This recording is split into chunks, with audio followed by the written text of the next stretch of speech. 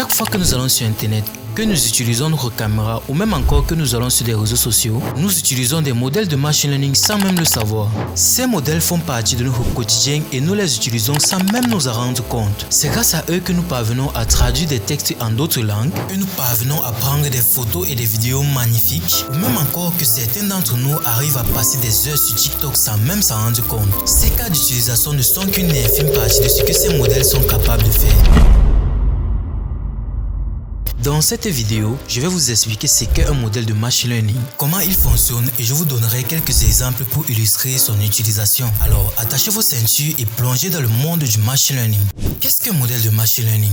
Beaucoup de personnes n'arrivent pas à comprendre et à expliquer le concept de modèle de machine learning. Alors, pour démystifier cela, commençons par définir ce qu'est un modèle de machine learning. En termes simples, un modèle est une représentation mathématique d'un phénomène que nous souhaitons résoudre et comprendre. Il est créé à partir d'un algorithme de machine learning qui analyse les données d'entraînement et apprend de celles-ci. Imaginez-le comme un expert virtuel qui apprend des données et prend des décisions éclaircies. Ce cerveau artificiel est créé à partir des données passées pour prédire des résultats futurs. Il s'agit de tout, des prix de l'immobilier aux préférences des utilisateurs de réseaux sociaux. Nous pouvons aussi dire qu'un modèle de machine learning est une sorte de boîte noire qui apprend des données pour faire des prédictions futures. Imaginons un professeur qui, après avoir étudié des milliers de copies d'examens, est capable de prédire la note d'un élève juste en regardant son travail. C'est un peu l'idée derrière le modèle de machine learning. Prenons un exemple concret pour mieux comprendre. Supposons que nous ayons un ensemble de données contenant des informations sur le prix des maisons en fonction de leur superficie. Nous pouvons utiliser un modèle de régression pour prédire le prix de la maison en fonction de sa superficie. Le modèle de régression apprend à tracer une ligne droite qui représente la relation entre le prix d'une maison et sa superficie dans l'ensemble des données d'entraînement.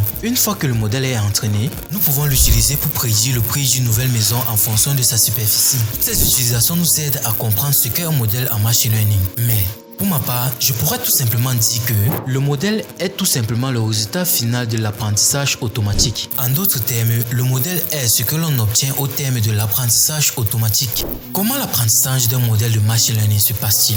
Pour obtenir un modèle de machine learning, le chercheur procède en 3 étapes. La première étape est ce que j'appelle les données. On présente à un algorithme de machine learning un ensemble de données composées d'exemples et leurs résultats. La deuxième étape est l'entraînement.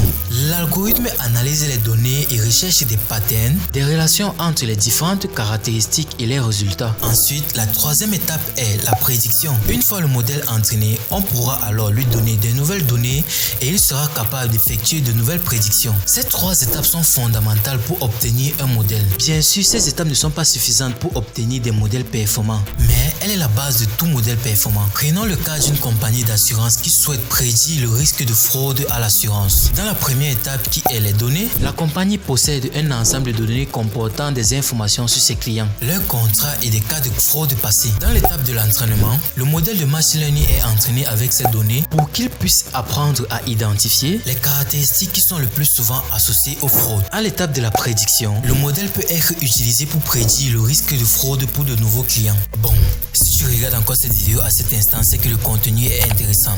Alors, abonne-toi, like, commente et partage pour m'encourager.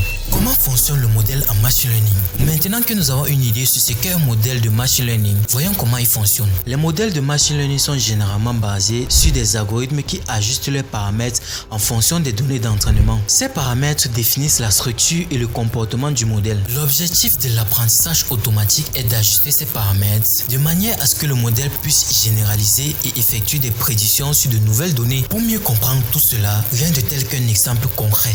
Supposons que nous ayons un ensemble de données contenant des informations sur le prix des maisons en fonction de leur superficie. Pour créer un modèle qui va prédire le prix des maisons en fonction de la superficie, nous allons procéder en ces 6 étapes. Première étape, nous allons importer les bibliothèques. Déjà, pour construire ce modèle, nous avons besoin de plusieurs bibliothèques, notamment NumPy qui va nous permettre de gérer des données au format tabulaire. Ensuite, nous aurons besoin de Panda qui va nous permettre de créer des datasets. Ensuite, nous avons besoin de Scikit-learn qui comporte l'algorithme pour créer le modèle de régression linéaire dont nous avons besoin. Dans Scikit-learn, nous allons utiliser le sous-ensemble de Scikit-learn qui est Linear Model, dans lequel nous allons importer Linear Regressions, qui est en fait l'algorithme dont nous avons besoin. Nous allons l'exécuter pour voir si nous n'avons pas fait des bêtises. Donc tout est bon. Ensuite, nous avons besoin des datasets. Nous avons besoin de charger les données. Excusez-moi pour l'erreur ici. Nous avons besoin de charger les données. Bon, pour charger les données, qu'est-ce que nous avons besoin? Nous avons besoin d'un dataset. Étant donné que nous n'avons pas de dataset sur la main, nous allons créer un dataset fictif pour l'exemple. C'est juste pour l'exemple. Alors, ce dataset aura deux colonnes. La première colonne, ça sera la superficie et la deuxième colonne sera le prix en euros. Déjà, ici, là, cette ligne juste crée une variable dans laquelle on appelle la bibliothèque Panda et on utilise DataFrame pour créer notre dataset.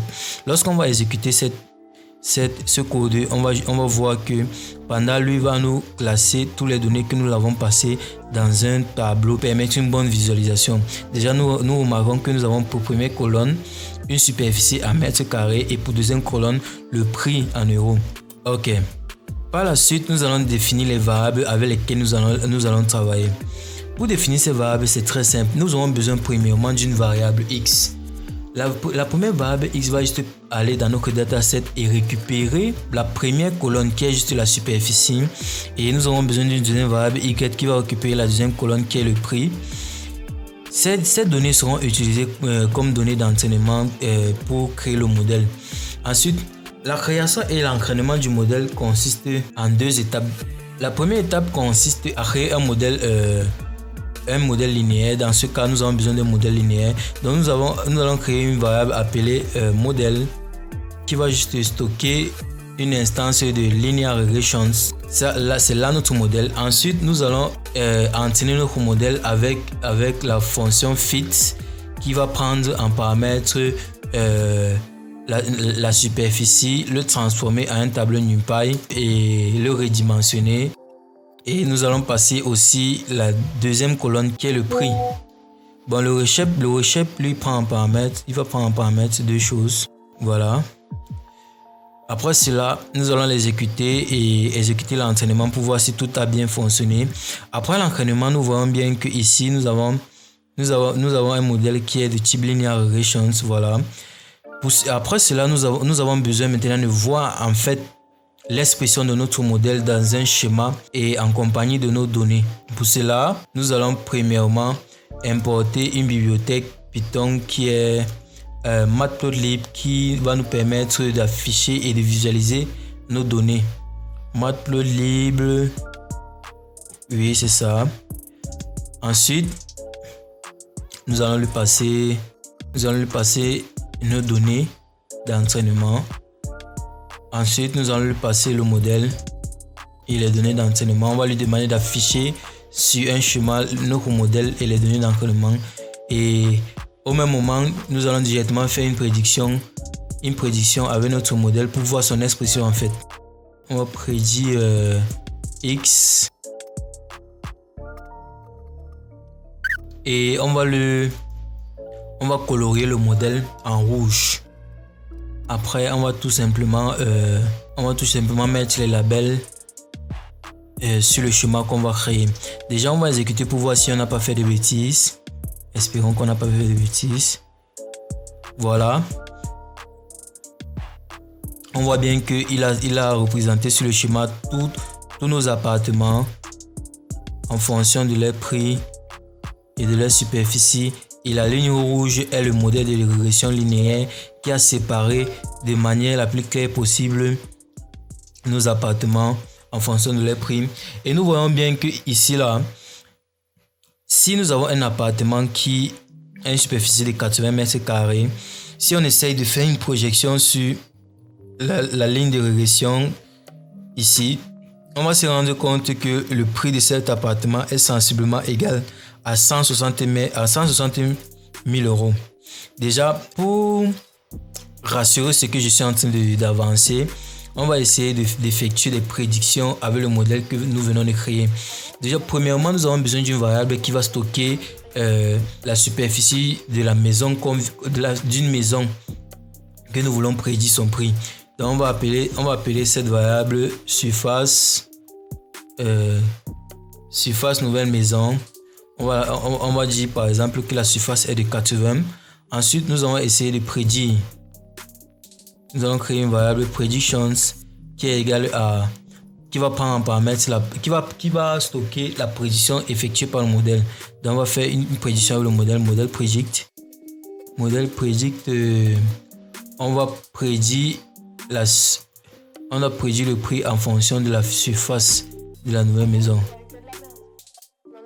Et à la fin, nous allons tout simplement faire un petit print qui va essayer de bien nous afficher cela. Et on va exécuter pour voir si nous n'avons pas fait de bêtises. Ok, nous n'avons pas fait de bêtises et on voit bien que cela nous retourne le prix prédit pour une maison de 80 mètres carrés est de 160 613 €. Et nous voyons bien que sur le schéma, c'est pratiquement la même chose. Nous voyons bien que sur le schéma, si on projette 80 mètres carrés ici, on va se retrouver ici là sur les prix à 160 000 €. Bon, pour vérifier ce que j'avance, je vais prendre le prix et je vais prendre une superficie qui existe dans le dataset, par exemple 50 mètres carrés, et on va essayer de prédire. Là, on voit que le prix de 50 mètres carrés est pratiquement sensiblement égal à 100 000 €. Et voilà, 50 mètres carrés, c'est pratiquement égal à 150 000 €. Et si on vient dans notre dataset, on voit bien ici là que le 50 000 €, c'est 50 mètres carrés, son prix est de 100 000 €. Là, on voit que le modèle se bat pas très mal. Il effectue avec précision des prédictions. Et voilà. Et si on a par exemple une villa de 1000 mètres carrés, vous voyez que c'est une donnée qui n'est pas dans notre dataset. Mais le modèle va parvenir à faire une prédiction et voilà le prix d'une villa de 100 000 mètres carrés.